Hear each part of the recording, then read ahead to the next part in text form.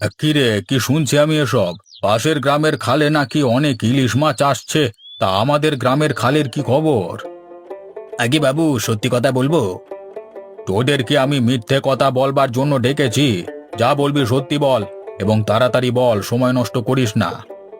আগে বাবু, আমাদের খালে তো একটা চিংড়ি মাছও ভালো করে আসে না। তাহলে তোরা কোথা থেকে মাছ ধরিস? বাবু, আমাদের মাছ ধরতে সেই মাছ নদীতে যেতে হয়, তাই তো আমরা ব্যবসা ঠিকমতো করতে পারি না। কেন ব্যবসা করতে পারিস না কেন? তোদের জন্য তো গ্রামে আমি হাট বসিয়ে দিয়েছি, তাহলে ব্যবসা করতে পারিস না কেন? বাবু, হাট বসিয়ে দিলেও সেই হাটে তো কোনো লোকজন আসে না, সব লোকজনই তো পাশের গ্রামের হাটে চলে যায়। কেন, আমাদের গ্রামের হাটে কি তেমন কিছু মালপত্র পাওয়া যায় না? বাবু, বাকি মালপত্র পাওয়া গেলেও ইলিশ মাছ খুব একটা পাওয়া যায় না। আমরা যে কটা মাছ ধরে আনি সেগুলো বাজারে আনতে আনতে অনেকটাই খারাপ হয়ে যায়। ওই জন্যই আমি একবার তোদের কাছ থেকে মাছ কিনে নিয়ে এসেছিলাম। তখন আমার গিন্নি বলেছিল যে মাছগুলো নাকি একটু চাপা গন্ধ। তার মানে গিন্নি সেদিন ঠিকই বলেছিল। বাবু, আপনি যদি আমাদের জন্য কিছু একটা ব্যবস্থা করে দেন, তাহলে আমরাও অনেক কিছু করতে পারি। আমরা ওদের গ্রামের বাজারের মতো আমাদের বাজারেও অনেক লোকজন আনবার ব্যবস্থা করতে পারি। সবই বুঝছি, কিন্তু তোদের জন্য কি করতে পারি বল দেখি। বাবু, আপনি যদি আমাদের জন্য যন্ত্রচালিত একটা নৌকার ব্যবস্থা করে দেন, তাহলে আমরা খুব সহজেই নদী থেকে তাড়াতাড়ি মাছ তুলে নিয়ে চলে আসতে পারবো। না না, আমার পক্ষে এত টাকা নষ্ট করা সম্ভব না। তা তোরা যদি অন্য কোনো উপায় পারিস তো ভাব। তাহলে আর কি বাবু, আমাদের গ্রামের মধ্যে তাহলে অনেক বড় বড় পুকুরের ব্যবস্থা করে দিন। ইলিশ মাছ না পারি, অন্তত রুই কাতলা মাছ তো আমরা চাষ করে বিক্রি করতে পারবো। এটা একটা ভালো বুদ্ধি দিয়েছিস, কিন্তু মানুষের মধ্যে কোন মাছের চাহিদা সব থেকে বেশি? বাবু, ইলিশ মাছ ছাড়া আর কি হবে বলুন? তাহলে তোরা এক কাজ কর, আমি কয়েকটা পুকুর বানিয়ে দিচ্ছি তোদের জন্য। সেই পুকুরে তোরা রুই কাতলা চাষ কর, আর আমাদের গ্রামের খালে অনেকটা অংশ ঘিরে নিয়ে সেখানেই ইলিশের চারা দিয়ে দে। সেটা করলেই হয় বাবু, কিন্তু তাতেও খাটনি একটু বেশি হবে। খাটনি বেশি হলেও হাটে বাজারে আমাদের গ্রামের মানটা তো বজায় থাকবে। পাশের গ্রামে ইলিশ মাছ বিক্রি হবে আর আমাদের গ্রামে শুধু রুই কাতলা হবে, সেটা তো মেনে নেওয়া যায় না। তা ঠিক বলেছেন বাবু, আমাদের পেছিয়ে পড়লে হবে না। আমি কষ্ট করবার জন্য তৈরি আছি। বেশ, তাহলে ওই কথাই রইলো। তাহলে বাবু, আমরা কবে থেকে কাজ শুরু করব? কালকেই আমি তোদের জন্য মাছের চারার ব্যবস্থা করছি। তোরা প্রস্তুত তো? হ্যাঁ বাবু, আমরা প্রস্তুত। আপনি যখন বলবেন তখনই আমরা কাজটা শুরু করে দেব। দেখুন বাবু, দেখুন গোপাল কি সুন্দর করে খালের জল থেকে টপাটপ করে ইলিশ মাছ তুলছে। আরে নেপাল, তাই তো দেখছি। আমি যে ভুল লোককে দায়িত্ব দিইনি সেটা আমি হাতে নাতে প্রমাণ পাচ্ছি। রাজা বলেছেন বাবু, গোপালের মতো এত অভিজ্ঞ ইলিশ মাছ ধরবার ছেলে আশেপাশের গ্রামে আর কোথাও বোধহয় নেই। তাহলে দেখলে হবে, খরচা আছে। গোপালকে আমি কি জন্য হাতছাড়া করতে চাই না, এখন এটা বুঝতে পারলি তো? হ্যাঁ হ্যাঁ বাবু, বুঝলাম। তা বাবু, আমি খবর পেলাম আমাদের পাশের গ্রামের জমিদার বাবু নাকি খালে জাল দিয়ে ইলিশ মাছ চাষ করবেন। তাই নাকি? খবরটা কখন পেলি তুই? ওই যে বাবু, আমার ওখানে কিছু গুপ্তচর রাখা আছে, তারাই আমাকে খবরগুলো এনে দেয়, আর আমি আপনার কানে তুলি। তা আমাদের খালে তো এমনিতেই ইলিশ মাছ আসে, তাহলে আমাদের আবার ইলিশ চাষ করবার কোনো দরকার আছে কি? আপনি একবার ভেবে দেখুন, ইলিশ মাছগুলো আমাদের খালে কি জন্য আসে? তারা অন্য খালে যায় না কেন? কেন আবার? আমরা যে আমাদের খালে দৈনিক মূল্যবান মাছের খাবার ছড়াই, সেই খাবারগুলো তো খাওয়ার প্রয়োজন আছে নাকি? সেই কারণেই ইলিশ মাছগুলো আমাদের খালে আসে। তাহলে এটা ভেবে দেখুন বাবু, যদি আমরা জাল দিয়ে ঘরে ইলিশ মাছ চাষ করতে পারি, তাহলে আমাদের খালের ইলিশের এক একটা সাইজ কত বড় বড় হবে। কথাটা তুই ভুল বলিসনি নেপাল। আমি এ বিষয়ে আর একটু গভীরভাবে চিন্তা ভাবনা করি, আর গোপালকে নিয়ে একটা আলোচনায় বসতে হবে। তোর যুক্তিটা একেবারে ফেলনা নয়। ইলিশ মাছের সাইজ বড় বড় হলে সেই মাছগুলোকে দ্বিগুণ দামে বিক্রি করতে পারবো। ঠিকই বলেছেন বাবু, আমরা মানুষকে ভালো এবং বড় জিনিসটা খাইয়ে বেশি বেশি মুনাফা কামাতে পারবো। তাহলে তুই এক কাজ কর নেপাল, তুই বরং গোপালকে বলে আয় আমার সাথে একবার দেখা করবার জন্য। আমি বরং বাড়ির দিকে যাই, কেমন? ঠিক আছে বাবু, আপনি চলুন, আমি গোপালের সাথে কথা বলে আসছি। গোপাল, আজকে আর কতগুলো মাছ ধরবে? আরে নেপালদা, বাবু কি বাড়ি চলে গেছেন নাকি? আর একবার জাল ফেলেই ছেড়ে দেব। হ্যাঁ, বাবু বাড়ি চলে গেলেন। তুই এক কাজ কর, বাবু বলে গেলেন তোকে একবার বাবুর সাথে দেখা করতে। আচ্ছা, তাহলে কখন দেখা করব? তোর মাছ ধরে ব্যবসায়ীদের কাছে বিক্রি হয়ে গেলে বিকেলের দিক করে বাবুর বাড়িতে চলে আয়। মানে নেপালদা, একটা কথা জিজ্ঞাসা করি। হ্যাঁ, কর না। মানে আমার কাজের কি কোনো রকম ভুল ত্রুটি হচ্ছে? কই না তো, হঠাৎ এই কথা কেন জিজ্ঞাসা করছিস? বাবু আমাকে ডেকে পাঠালেন, সেই কারণেই জিজ্ঞাসা করছি আর কি।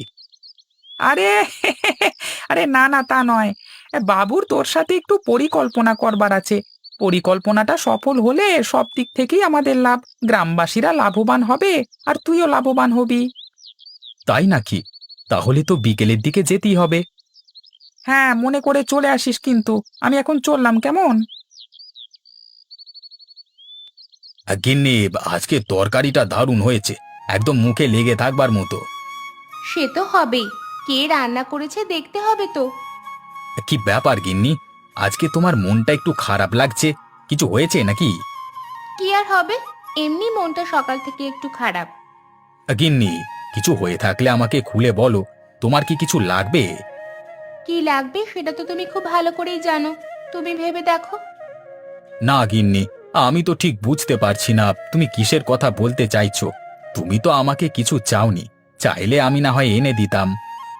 আচ্ছা, তুমি একটা কথা বলো তো, আমাদের ঘরে কতদিন ইলিশ মাছ হয়নি? তোমার কি ইলিশ মাছ খেতে ইচ্ছে করে না? ও, তাহলে তোমার এই কারণে অভিমান হয়েছে। আসলে কি জানো তো গিন্নি, আমাদের গ্রামে তো ইলিশ মাছের অভাব গো, তুমি তো জানো। আমাদের গ্রামে ইলিশ মাছের অভাব হলো কেন? পাশের গ্রামে তো দিব্যি ইলিশ মাছ পাওয়া যায়, যত খুশি ততই ইলিশ মাছ ওখানকার মানুষেরা কিনে আনতে পারে। হ্যাঁ গিন্নি, কথাটা তুমি খারাপ বলনি। আসলে কি জানো তো, পাশের গ্রামের খালে অনেক ইলিশ মাছ নিজে থেকেই আসে, কিন্তু আমাদের গ্রামের খালে তো ইলিশ মাছ আসে না। সেই কারণেই আমাদের গ্রামের বাজারে ইলিশের অভাব। কেন? তোমরা তো নদী থেকে ইলিশ মাছ ধরতে যাও, তাহলে তুমি আমাদের ঘরের জন্য একটা ইলিশ আনো না কেন? আরে গিন্নি, ব্যাপারটা বুঝবার চেষ্টা করো। আমরা মাঝ নদী থেকে ইলিশ মাছ আনতে আনতে সেগুলো আর ভালো থাকে না খুব একটা। সেই কারণে যতটা পারা যায় ইলিশ মাছ আমরা বিক্রি করে দিই, ঘরে কেউই নিয়ে যায় না। আমার খুব ইলিশ মাছ খেতে ইচ্ছে করছে, তুমি কালকে পাশের গ্রামের হাটে গিয়ে আমার জন্য কিছু ইলিশ মাছ কিনে আনো। গিন্নি, খাবে খাবে, আর কয়েকটা মাস অপেক্ষা করো, তুমি ঠিকই ইলিশ মাছ খেতে পারবে। কেন? কয়েক মাস পর কেন? আরে আমাদের জমিদার বাবু তার নিজস্ব উদ্যোগে এরপর থেকে আমাদের খালে ইলিশ মাছের চারা দিয়ে চাষ করবেন, মানে আমাদের উপরই দায়িত্ব থাকবে। তো 3 মাস পর ইলিশের আকৃতি বড় হলে সেই ইলিশ মাছ তোমাকে খাওয়াবো। আমি এত দিন অপেক্ষা করতে পারবো না, তুমি কালকেই আমাকে ইলিশ মাছ কিনে এনে খাওয়াবে। কিন্তু কালকে কি করে হবে গিন্নি? কালকে তো জমিদার বাবুর কাছে আমাদের সকলকে যেতে হবে, আমরা না গেলে যে খুব অসুবিধা হয়ে যাবে। কেন? কালকে কি এমন বিরাট কাজ আছে? কালকে থেকেই তো আমাদের খালের মধ্যে জাল দিয়ে ঘেরা হবে, তার মধ্যেই তো ইলিশ মাছের চাষ করা হবে। সে তুমি অন্য গ্রামের বাজার থেকে ফিরে এসেও তো করতে পারো নাকি? দুটো তো ইলিশ মাছ কিনে আনবে শুধু আমার জন্য। না গিন্নি, তুমি বুঝতে পারছো না। আমরা যদি পাশের গ্রামে ইলিশ মাছ কিনতে যাই, তাহলে আমাদের আর মান সম্মান কিছুই থাকবে না। ওই গ্রামের লোকেরা আমাদের হেয় প্রতিপন্ন করবে। আর তাছাড়া আমাদের জমিদার যদি জানতে পারে যে আমি পাশের গ্রামে ইলিশ মাছ কিনতে গিয়েছি, তাহলে আমাকে আর আস্ত রাখবে না। কেন? তুমি তোমার টাকা ইলিশ মাছ কিনবে, তাতে জমিদার বাবুর কি বলার আছে? সেটা বলে হয় না গিন্নি, জমিদার বাবুর কাছে কাজ করি আমরা আমাদের সংসার চালাই। এখন যদি জমিদার বাবু জানতে পারেন যে আমি পাশের গ্রামের বাজার থেকে ইলিশ মাছ কিনতে গেছি, তাহলে তো আমাকে কাজ থেকে বরখাস্ত করে দিতে পারে। ও, তাই নাকি? তাহলে আর বলছি কি, তুমি শুধু একটু অপেক্ষা করো, তুমি দেখে নিও, অপেক্ষার ফল নিশ্চয়ই তুমি ভালো পাবে। তাই বলে 3 মাস? দেখতে দেখতে কেটে যাবে, কোনো চিন্তা নেই।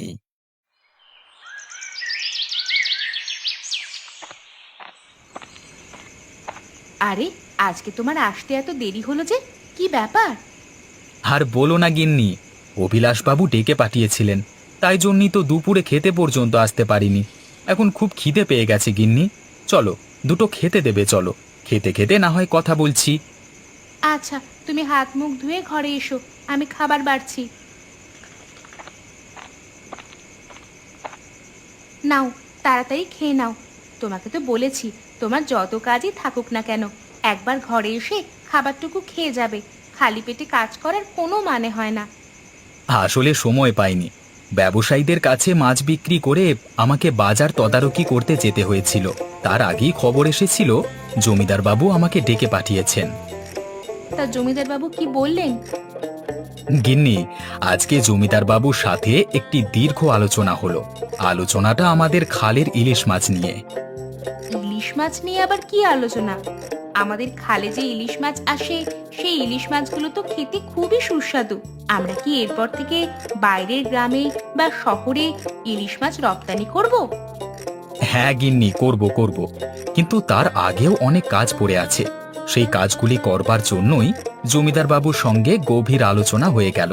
সমস্ত কিছু প্রস্তুত, আমরা কাল থেকেই কাজে লেগে পড়ব। আরে, কি পরিকল্পনার কথা বলছো তুমি? একটু ভালো করে বলো তো আমাকে। আমাদের খালে আমরা কিছুদিনের মধ্যেই ইলিশ মাছ চাষ করতে শুরু করব। ইলিশ মাছ চাষ করবে? কিন্তু আমাদের খালে তো ইলিশ মাছ এমনিতেই আসে।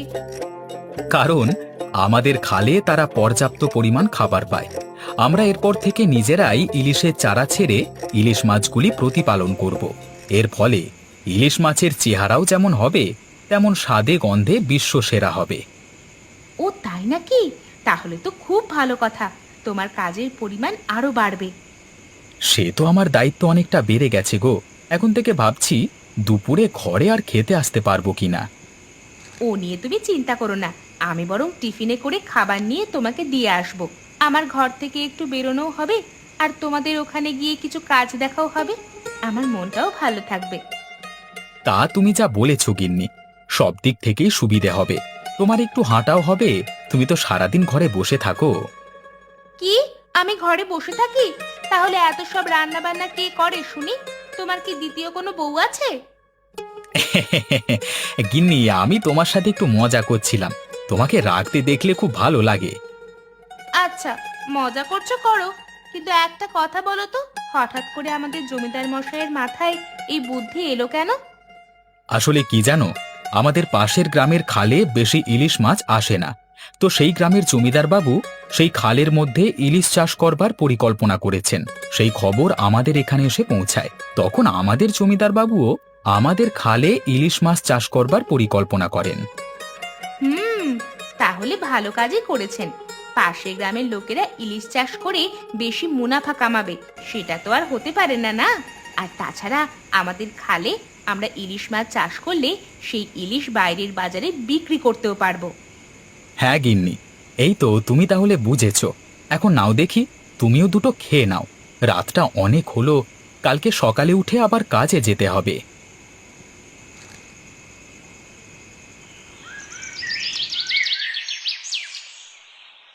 এই আর মা নকুলেশ, ভালো করে জাল দিয়ে ঘিরবি, না হলে কিন্তু সব মাছগুলো ফাঁক পেলি পালিয়ে যাবে। আপনি কোনো চিন্তা করবেন না বাবু, আমরা ঠিক গুছিয়ে কাজ করব। হ্যাঁ, একদম মন দিয়ে কাজ করবি। মনে রাখবি, এটাই আমাদের একমাত্র শেষ সুযোগ। এখন যদি আমরা খালে ভালো করে ইলিশ চাষ করতে না পারি, তাহলে আমাদের গ্রামের নাম বাকি জায়গায় একদমই ডুবে যাবে। আর তাছাড়াও গ্রামের লোকেরাও আমাদের উপর অনেকটা ক্ষেপে আছে। আমরা সবই জানি জমিদার মশাই, আপনি শুধু এবার দেখে যান, মাস তিনেক পর আমরা কেমন করে আমাদের গ্রামের খাল থেকে বড় বড় ইলিশ ফলাই। বেশ, আমি তোদের ওপর নির্ভরশীল। তোরা যদি ভালো করে ইলিশ মাছ না ফলাতে পারিস, তাহলে আমাদের গ্রামের নামও ডুববে আর আমার মানটাও ডুববে। দেখেছেন জমিদার বাবু, আমাদের গোপালের কেমন গুছিয়ে কাজ। ও, সত্যি গোপালের কাজ দেখলে মন ভরে যায়। তা যা বলেছিস, সত্যি গোপাল ছাড়া আমরা একেবারেই অকেজো। আপনি বলুন না, এই যে কালকে একটি মাত্র আলোচনার পর গোপাল নিজের কাঁধে সমস্ত দায়িত্ব তুলে নিল, আর আজকে এত সুন্দর কাজ করছে। এরকম দায়িত্ববান মানুষ কজন আছে বলুন দেখি জমিদার বাবু। নেপাল, এবারে খালের প্রথম ইলিশ মাছগুলো আমি ভাবছি যে গ্রামের লোকেদের বিনামূল্যে খাওয়াবো, তাহলে সকলে মিলে আনন্দ করে খেতেও পারবে। এটা আপনি ভুল কথা বলেননি জমিদার বাবু। সত্যি বলতে, আপনার মন এত ভালো বলেই গ্রামের সকলে আপনাকে খুব ভালোবাসে, আর আপনার কাছে যারা কাজ করে তারাও মন খুলে কাজ করতে পারে। কি জমিদার বাবু, কাজকর্ম ঠিকঠাক হচ্ছে তো? দেখে বলুন আমরা কেমন কাজ করছি। হ্যাঁ গোপাল, তোমার কাজ নিয়ে কোনো অভিযোগ নেই, তুমি তোমার মতো কাজ চালিয়ে যাও, খুব সুন্দর কাজ চলছে তোমার। বাবু, 3 মাস পর দেখবেন আমাদের খালে কত বড় ইলিশ মাছ ফলে। একদম গোপাল, আমি সেই দিন দেখবার জন্য অপেক্ষা করছি। আমাদের গ্রামের নাম দেশে বিদেশে আরো উজ্জ্বল করতে হবে, সেই লক্ষ্যেই আমাদের এগিয়ে যেতে হবে।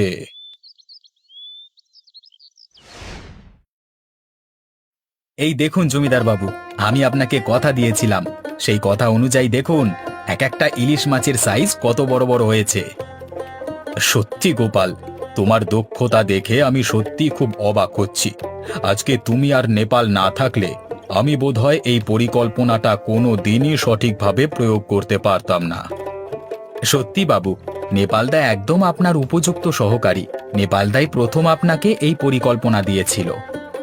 তাহলে নেপাল, তুমি বলো, কবে থেকে আমরা বাইরের বাজারে মাছ বিক্রি করতে শুরু করব? আরে বাবু, আপনি ভুলে গেলেন? কি ভুলে যাওয়ার কথা বলছো? আমি তো ঠিক বুঝতে পারছি না। বাবু, আপনি 3 মাস আগে বলেছিলেন খালের প্রথম ইলিশ মাছ ধরবার পর গ্রামের মানুষকে নেমন্তন্ন করে খাওয়াবেন। সে কথা কি আপনি ভুলে গেলেন? ও হ্যাঁ হ্যাঁ, এ কথা তো আমি একদমই ভুলে গিয়েছিলাম। তা তুমি বলো নেপাল, কবে তাহলে আমাদের গ্রামে ইলিশ মাছ খাওয়ানোর আয়োজন করা যায়? বাবু, আমার কথা অনুযায়ী কিছুদিন বাদে হালকা একটা বৃষ্টিপাত হওয়ার সম্ভাবনা আছে। ওই 2-3 দিন ধরে চলবে আর কি। তারই মধ্যে একদিন আমাদের এই খালের বড় ইলিশ মাছ ভাজা আর গরম গরম খিচুড়ির বন্দোবস্ত করলে ভালো হয়। নেপালদা ঠিকই বলেছে বাবু, বৃষ্টির দিনে যদি এই আয়োজন করা হয় তাহলে ইলিশ মাছের স্বাদ আরো দারুণ লাগবে। ঠিক আছে, তাহলে তোমরা যখন বলছো তাই করা যাক। আসছে বৃষ্টির দিনে গরম ইলিশ মাছ ভাজা আর খিচুড়ির আয়োজন করা যাক। আরে ভবতোষ যে, তা কি ব্যাপার হঠাৎ আমার এখানে? ভেট? ভেট আবার কিসের জন্য? অনেকদিন তো আত্মীয়তা করা হয় না, একে অপরের গ্রামে যাওয়া প্রায় উঠেই গেছে, তাই জন্য ভাবলাম আমাদের দুই গ্রামের সম্পর্কটাকে যদি ভালোভাবে আবার স্থাপন করা যায়, সেই কারণেই তোমাদের জন্য এই উপহার নিয়ে এলাম। এই আরমান, এই হাঁড়িটাকে নিচে নামিয়ে রাখো। আরে বাপরে, তোমাদেরও দেখছি ইলিশ মাছ খুব বড় বড় হয়েছে। তা কি চাষ করেছিলে নাকি? হ্যাঁ ভাই, আমাদের খালে তো একদমই ইলিশ মাছ আসতো না, তাই জন্যই আমি এবারে লোকজনকে দিয়ে ইলিশ মাছ চাষ করাই। বাহ বাহ বাহ বাহ বাহ, তোমার ইলিশ মাছ দেখছি অনেক বড় হয়েছে, প্রায় আমাদের এক একটা ইলিশ মাছের মতো। তোমরাও কি ইলিশ মাছ চাষ করেছিলে নাকি? হ্যাঁ ভাই, এই যে গোপালের হাতে দেখো।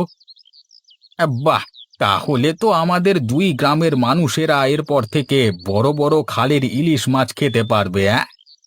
সে তো বটেই, তার আগে তুমি যখন উপহার হিসেবে আমার কাছে মাছ নিয়ে এলে, তখন আমারও তোমাকে কিছু দেওয়া দরকার। আগামী কিছুদিনের মধ্যে বৃষ্টিপাতের সম্ভাবনা আছে, তখন আমি আমার গ্রামের লোকেদিকে ইলিশ মাছ এবং খিচুড়ি খাওয়াবো। সেদিন কিন্তু তোমাদেরও আসতে হবে, মনে থাকে যেন। তুমি বুদ্ধিটা খারাপ দাওনি, আমাদের গ্রামের মানুষেরাও তো ইলিশ মাছের জন্য ছটফট করে, তাহলে আমারও উচিত আমাদের গ্রামের মানুষকে বিনামূল্যে আমাদের খালের বড় ইলিশ খাওয়ানো। হ্যাঁ হ্যাঁ, একদম সেটাই হওয়া উচিত।